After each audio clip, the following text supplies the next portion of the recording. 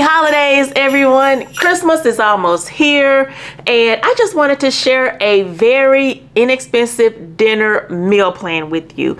And yes, we are going to be doing it soul food style. Lots of love goes into cooking soul food, which means the food is not only good for your body, it is nourishing to your soul. So what is on the menu, you asked? Let's take a look. What a feeling, now it's time for Christmas. And Christmas is my favorite time of year. Grab your shoes, grab your purse, let's head to the store.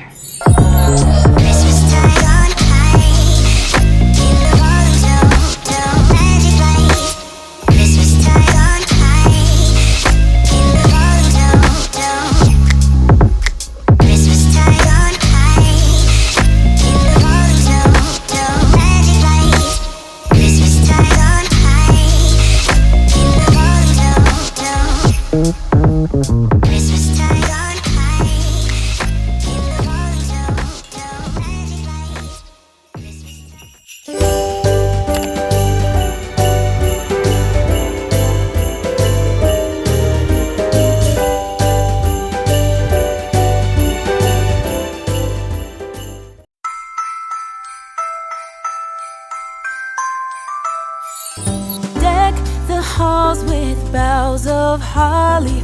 La la la la la la la la la. First up is the very flavorful roasted chicken, and the spices that I will be using are 1 tablespoon of paprika. You can use regular paprika or smoked. 1/4 teaspoon of salt. You can totally skip the salt because the adobo seasoning has more than enough in there. 2 tablespoons of Creole seasoning. 1 tablespoon of rosemary. You can also use thyme instead. 1 tablespoon of adobo seasoning. If you're not familiar with adobo seasoning, it's pretty much a base seasoning for meat. 2 tablespoons of Italian seasonings, 1 teaspoon of cumin, 1.5 tablespoon of garlic powder, 2 tablespoons of onion powder, and 1 teaspoon of black pepper. Miss Daisy has been cleaned, washed, and butterflied, and now she is ready to be seasoned. I'm going to moisten her skin with some olive oil. You can use vegetable oil, canola oil, whatever oil you have on hand. Oil helps the spices stick to the meat,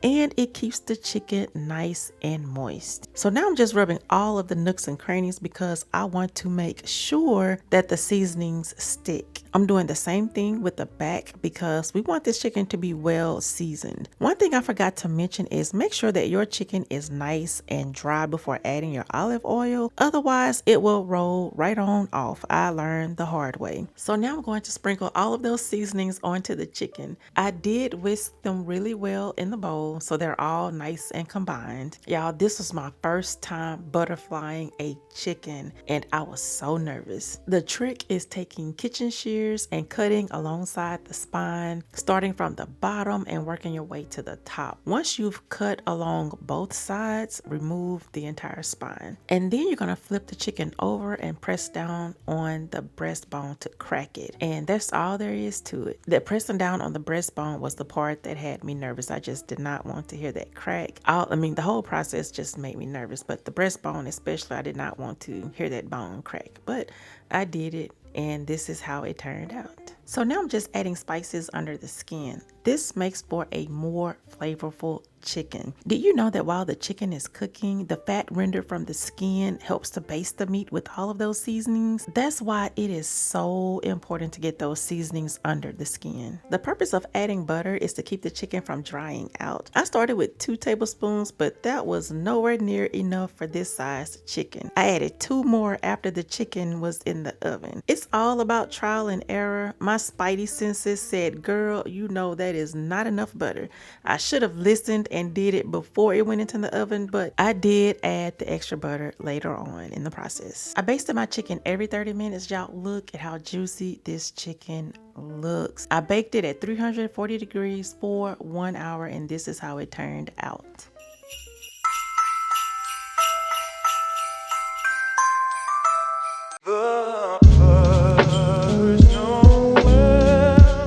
The angels did say, what a certain poor shepherd in the fields as they lay. Next up is collard greens. There are so many ways to cut the stems off, but this is how I do it. Right before I started messing with these collard greens, my 80-year-old cousin called, and while we were talking, she asked about my garden. And I told her how things were going and that I had some collard greens that I was literally about to step out the door to go harvest right before she called. So we got to talking, and she was telling me that the smaller collard greens are more tender, while the bigger leaves were more tough. And these are things that my dad taught me many years ago, but I had since forgotten. And with him not being here for me to ask, I lean on the older generation to teach me so that those old tips and tricks are not forgotten, but passed down to the next generation. And here is my dad cooking his famous collard greens and some cornbread from scratch. I harvested about 2 bunches out of my garden. I added that to what I bought at Joe V's, which total 4 bunches altogether. And now I'm going to chop them up before washing them. I like to stack my greens and then roll them up and slice them. That's what's been working for me, and that's pretty much how I do it before I wash them.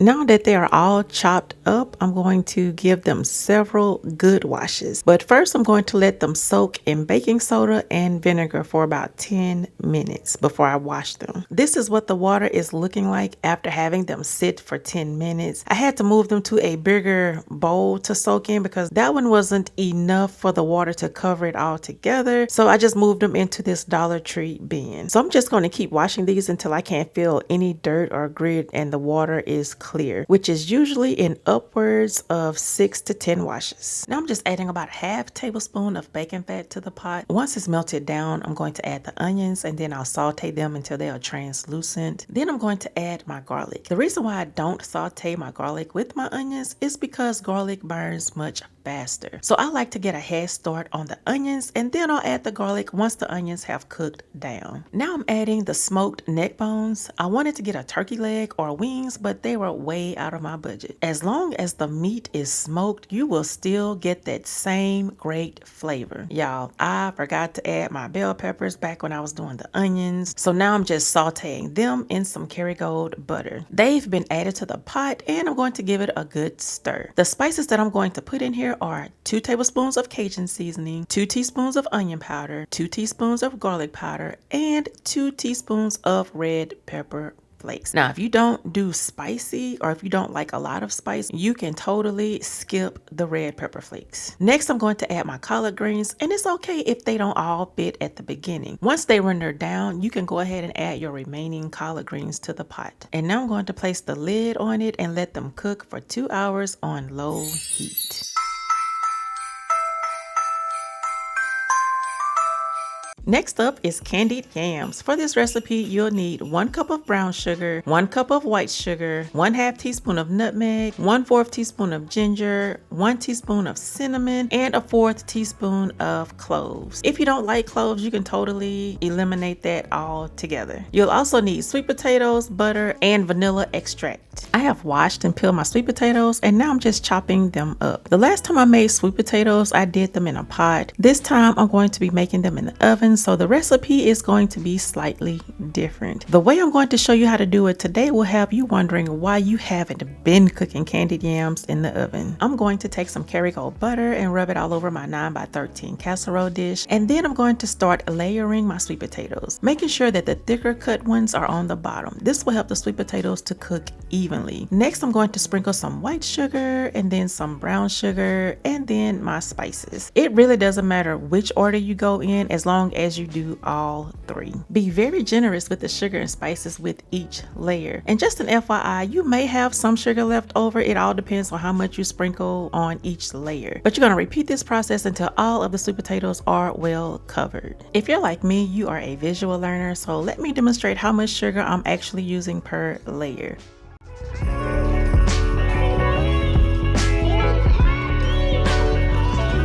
this is how your sweet potatoes should look at this point. Next, I'm going to cover these and bake them in the oven at 350 degrees for 15 minutes. What I'm doing is creating a pocket so that the steam can evaporate. This avoids oversteaming the sweet potatoes, which could lead to them being super mushy.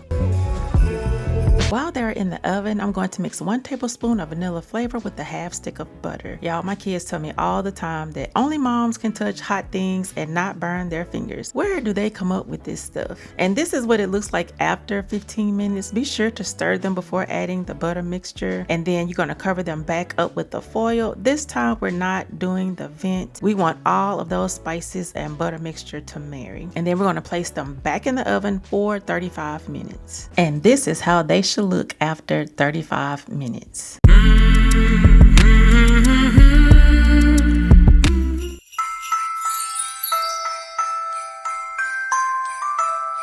Angels we have heard on high, sweetly singing o'er the plains, and the mountains in reply, echoing their joyous strains. Next up is garlic mashed potatoes. I'm just pouring chicken stock into the pot so that it will already be hot and ready for when I add the potatoes. I have already washed and peeled them, and now I'm just cubing them. Cubing them speeds up the cooking process. So if you want to keep your potatoes from turning brown as you cube them, you can place them in a bowl of cold water. So this is how I cut my potatoes. First, I cut it in half, and then I cut those halves in half, and then cut from the side to get the parts as equal as possible. Now that all of the potatoes are cubed, I'm going to place them into the pot of chicken stock and then give them a good stir. I ended up having to add water because it wasn't enough chicken stock to fully cover all of the potatoes. Now I'm going to cover and cook until they are tender. I have drained my potatoes and now I'm going to mash them. And you will do this until all of the potatoes are mashed. Next, I'm melting 2 tablespoons of butter, and then I'm going to saute my garlic, being extra careful not to burn it. When I tell you that this butter garlic mixture is restaurant quality, it will take your potatoes to a whole other level. And the final step is to add the sauteed garlic and butter mixture, and you're going to sprinkle garlic salt to taste. And don't forget the heavy whipping cream. This will help you get it to your desired texture. If you like it more mashed, then add more heavy whipping cream. And if you want, you can add an additional 1 or 2 tablespoons of butter.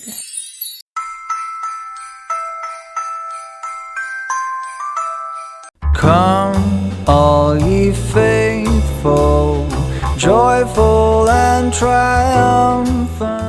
Next up is mac and cheese balls. I've already made my mac and cheese. If you want to see how I do it, I'll link the videos in the description box. But my mac and cheese has been sitting in the fridge for a few hours. I wanted it to be cold so that I could mold it into the shape of a ball. I've lined my cookie sheet with foil. You can also use parchment paper. After I get my desired shape, I'm just placing them onto the cookie sheet. And then they will go in the freezer for about 30 minutes, just long enough for them to harden. It's been about 30 minutes and now I'm getting my dipping station set up. But while I'm setting that up, I'm going to let my mac and cheese balls thaw for about 5 to 7 minutes. If you skip this step, your mac and cheese balls will be frozen on the inside when you go to deep fry it. So you want to let them set for about 5 to 7 minutes before you put them in the oil. So for the dipping station, I'll be using a half cup of flour, and to the flour I'll be adding Cajun seasoning, and this you will season by taste. Next, I have a half cup of seasoned Italian breadcrumbs and 2 eggs beaten. I have my oil heating up because we're going to deep fry them. So when you bread them, the process is you want to dip the cheese balls into the flour mixture first, then the egg mixture, and lastly the Italian breadcrumbs. Repeat this process until all of the cheese balls are breaded, and then you will deep fry for 4 to 5 minutes. If they are not fully submerged in the oil, what you want to do is take some tongs and turn them so that they are cooked evenly on all sides. And this is how they turned out.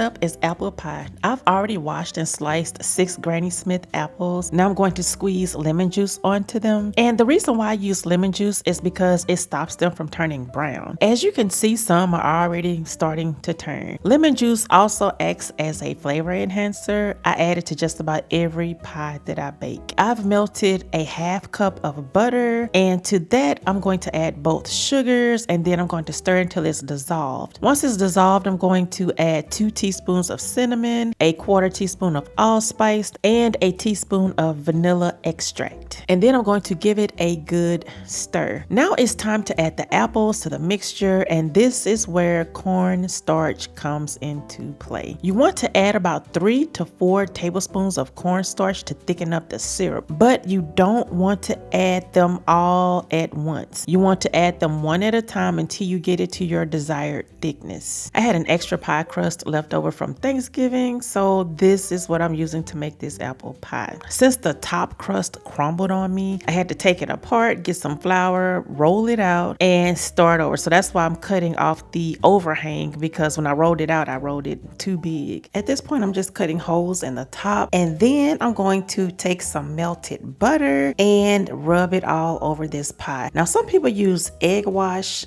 I like to use butter because I just don't like that taste that egg wash leaves behind. Either way, they both create a nice fluffy crust. I have my pie on a cookie sheet because I don't want it to spill over into the oven. I'm going to place it in there and bake it for 60 to 65 minutes or until the crust is golden brown. The Christmas lights are shining oh so bright everywhere in this little town on this special night.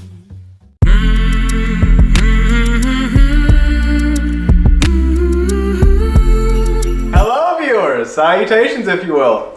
Today my mother has cooked up a storm. I call it Gordon Ramsay in the kitchen because holy goodness moly. She was doing a lot. And as this plate here shows, it was a lot. So what we have here is I'm going to assume is some chicken. Okay, some chicken.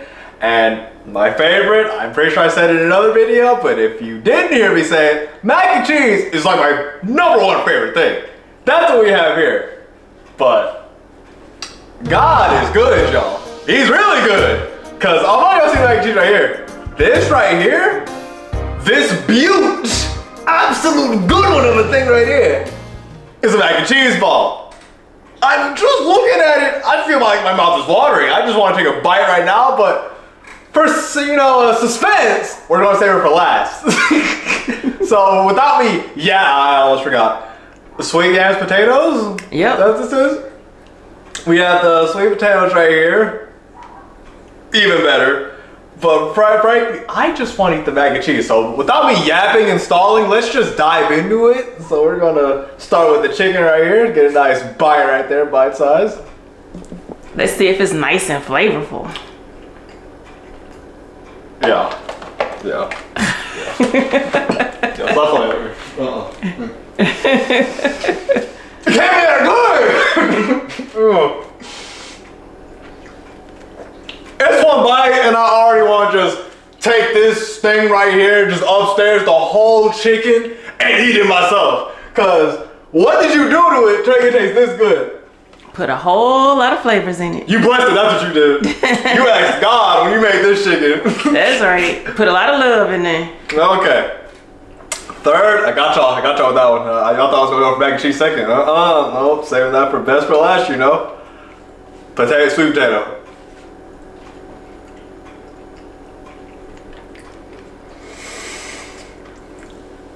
Yo, this kitchen looking heavenly to me. I think I see an angel. Cause that's how good this is.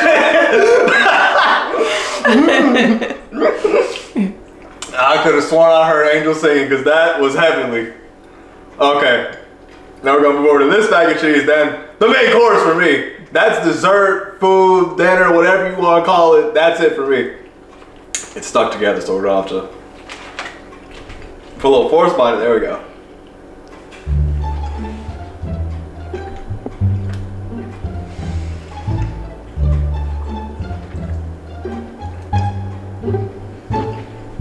It's busting. They got some kick to it, that's for sure. I love it.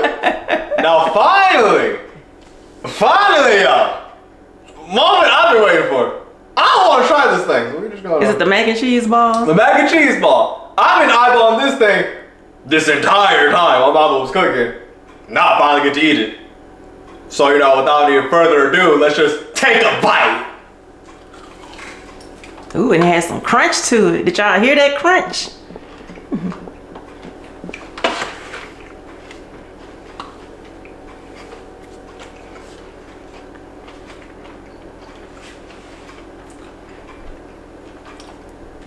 Hey, man, that's some good food right there. Oh, it's good. I love it.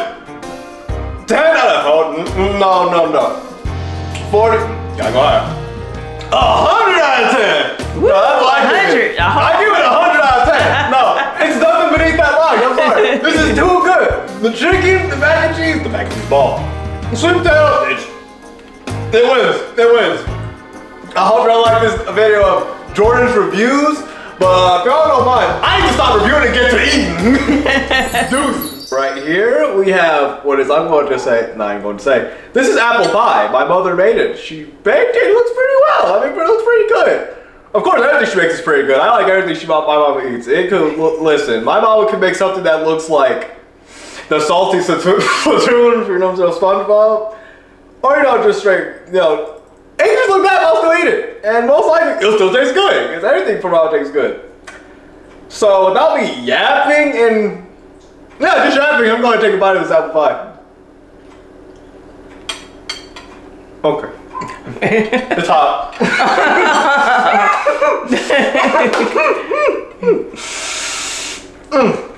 But can you taste it though?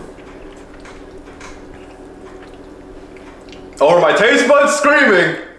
It's very sweet, and I love very sweet. It gets a 15 out of 10 for me. Do you eat apple pie? Just thought about that. Yeah, I eat apple pie. Oh, okay. Cherry pie is what I'm iffy about. Oh, the cherry pie. Yeah, cherry pie, I might just, no sorry. I'll try it, of course.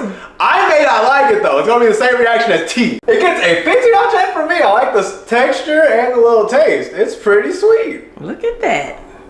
Yeah. Christmas dinner on a budget. But you know what they say, apple a day keeps the doctor away.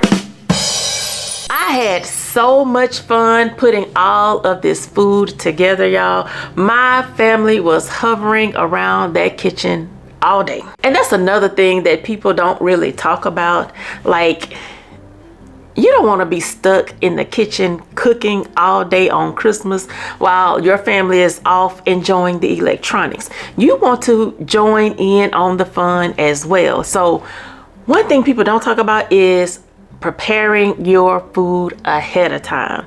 Now, my greatest tip that I can leave with you today is, if you plan on cooking a large meal for your family, prepare as much of it as you can the day before or the days before, because that will save you time in the kitchen on actual Christmas. That way you can spend quality time with your family and you are not stuck in the kitchen cooking. So things you can do is you can cook desserts the day before. You can chop your veggies the day before. Depending on what you are cooking, look at the ingredients and figure out what it is you could do the day before to prepare you for cooking on Christmas. Whatever you can prepare ahead of time, go ahead and do it. Comment down below what's on the menu for your Christmas dinner. I know a lot of people are moving away from the traditional Thanksgiving dinner on Christmas, and I'm trying to move away from that, but majority rules in my house and majority of the people in my house want turkey and ham. Now, if it was up to me, I would probably cook something like pot roast or some type of roast or some type of beef, something that's not chicken or turkey or ham. But since everybody voted for that, that's probably what I will be cooking for Christmas, and I will be preparing everything days before Christmas gets here. So I pray that you all have an amazing day, and girl, we will chit chat in the next one. Talk to you later. Bye. Ho, ho, ho, ho! Merry Christmas, everyone!